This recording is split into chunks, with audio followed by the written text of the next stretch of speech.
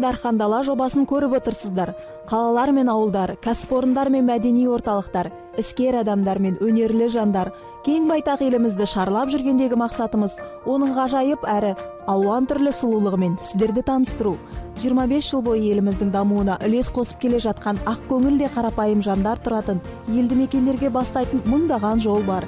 Алып жатқан аумағына қарамастан, сіз бен біз үшін әрі маңызды Дархан Даламыздың қалаларына бірге саяхаттауға шақырамыз.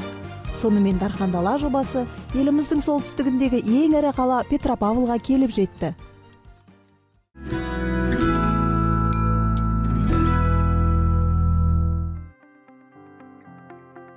Көптеген дереккөздер 1752 жылы қаланың негізі салынғанын айтады.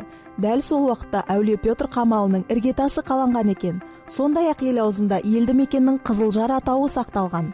Тарих қойнауына үңіле түссек, тағы қандай дерекке кез боламыз? Бұл аумақта түркі тайпалары қоныстанған. Алтын Орда тарағаннан кейін бұл жерлер Абылхайыр хан династиясының қарамағына өткен.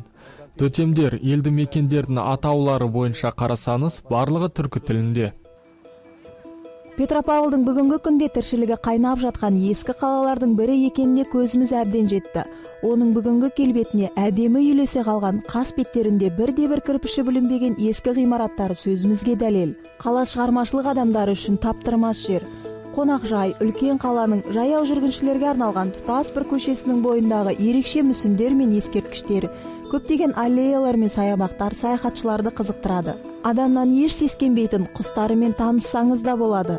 Біз орталық алаңдағы мерекелік іс-шараны тамашалап, ақ жарқын жайдары тұрғындарымен әңгімелесіп, жәрмеңкеден жергілікті бал мен палаудың тәмін таттық. Бірдей көк түсті күртеше киген бір топ адамды жолықтырып әңгімеге тарттық. Солтүстіктегі көрші елден келген қонақтар 15 машинадан тұратын автокеруенмен келген екен. Түмен облысы қазақтарының ұлттық мәдени автономиясы президентінің айтуы бойынша, Түмен Петропавл достық бағытының негізгі мақсаты екі ел арасындағы достық пен ынтымақты нығайта отырып, қазақтың салт дәстүрін сақтау және дәріптеу.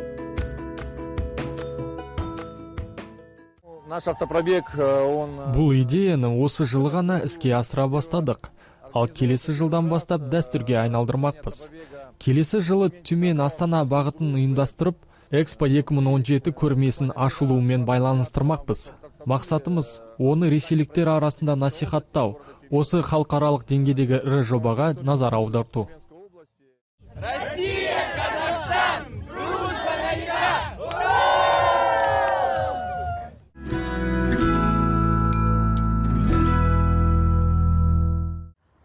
Бейнелеу өнері музейінің ғимараты республикалық маңызы бар сәулет ескерткіші болып табылады. Оны өткен ғасырдың басында ағаш өнеркәсібімен айналысқан ірі көпестің тапсырысы бойынша салған екен. Ол мұнда 1917 жылға дейін отбасымен тұрған. Одан кейін мұнда медициналық мекемелер, жұмысшы жастар мектебі орналасқан.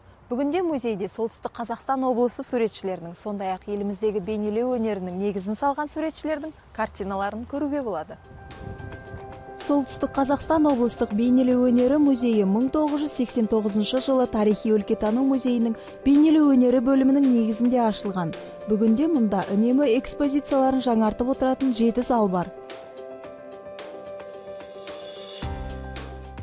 Бізге келген көрермен әр 2 айдан соң музейде сақталатын қордағы картиналар мен бұйымдардан құралатын жаңа экспозицияны көре алады. Қордағы 7000-дай жұмыстың арасында Әбілхан Қастеев, Жанатай Шәрденов сияқты көптеген белгілі суретшілердің картиналары бар. Экспозицияларда сондай-ақ суретшілер ұжымы немесе жеке суретші әкелетін жұмыстар болады. Олар белгілі уақыттан кейін картиналарын қайта алып кете алады. Музейде мәдени көркем сурет кештері өтетін зал бар. Мұнда арнайы шақырылған музыканттар рояльда ойнаса, поэзия сүйушілер өлең оқып, бір-бірімен пікір алмасып шеберлік шыңдайды.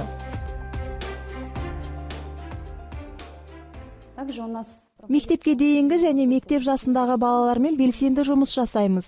Әдетте интерактивтік шаралар экскурсияны тәмамдайды. Яғни одан кейін балалар шеберханаға барады. Шеберханамыз залдан залға көшіп отырады. Шығармашылық жағдайда балалар белгілі тақырыптағы түрлі бұйымдарды өздері жасайды. Осылайша балалар өнерді сүюді үйренеді, эстетикалық тәрбие алып дамиды. Петропавлдағы ең қызықты музейлердің бірі Абылай ханның резиденциясы мұражай кешені болып табылады. Сонау 1765 жылы Есіл өзенінің бойында салынған ағаш үйде хан кеңсесі, демалыс бөлмесі мен қонақ үй орналасқан. Кейіннен үй жанындағы құрылыстармен бірге өртеніп кеткен. Оның орнына 1854 жылы 2 қабатты кірпіштен ғимарат салынып, онда әскери лазарет орын тепкен. 90 жылдардың соңында ол қараусыз қалып, 2005 жылы ғана қайта қалпына келтіруге шешім қабылданады. Құрылыс жұмыстары 3 жылдай жүргізілген. 2008 жылы Петропавл ғана емес, бүкіл республика үшін маңызды шара Абылай ханның резиденциясы мұражай кешенінің ашылуы болады. Абылайдың ақ үйі осы ұлы тұлғаның өмірі мен қызметі жайлы баяндайтын музей. Келушілер мұнда еліміздің тәуелсіздігін және қазақ жерінің тұтастығын сақтауға бағытталған. Ол билік еткен заманмен байланысты және оның мемлекеттік қызметі туралы баяндайтын құжаттармен таныса алады. Экспозиция материалдары 20 жасында жоңғардың батыры Шарышты жеңгеннен кейін есімі шар тарапқа мәлім болған Абылайдың қазақтың рулары мен жүздерін біріктірудегі қазақ елінің бірлігін сақтап қорғаудағы рөлін көрсетеді.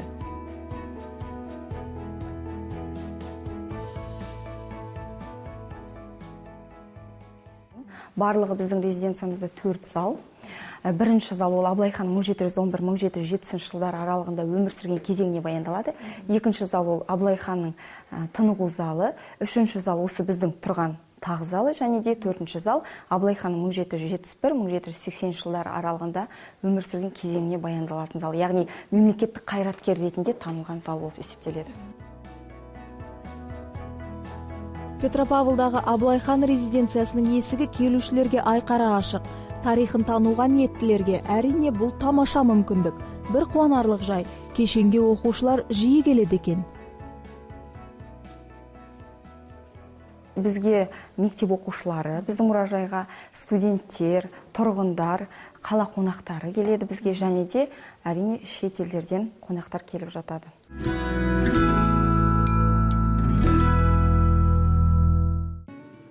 Кешкісін Петропавлда аралап жүргенде мотоцикл моторының гүрілін естіп, солай қарай асықтық. Қала тыныштығын бұзған байкерлер екен. Тас жолда батар күнге ілесіп зымырап бара жатқан еркіндік пен желдің темір символдарының соңынан қашанда әуесқойлықпен тоқтай қалып қызға қарайтын едім.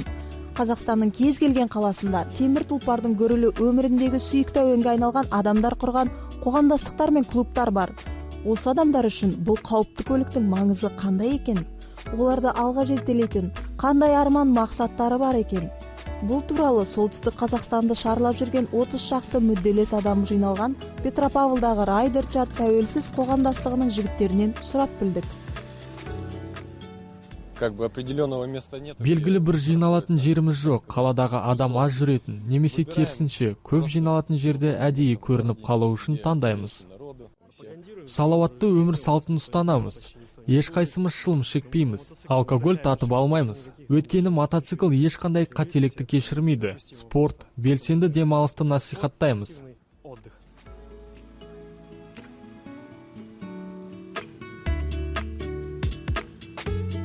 Не себептен мотоцикл? Біріншіден, бұл жылдамдық. Желден сүйрік жылдамдықты ұнатқан соң таңдадық. Спорттық машина сатып алған қымбатқа түседі. Мотоцикл айтарлықтай арзан және әдемі. Және бұл еркіндік қой. Қос дөңгелектік көлікте отырғанда жан жағында ешкім болмайды. Желмен бір өзің қаласың.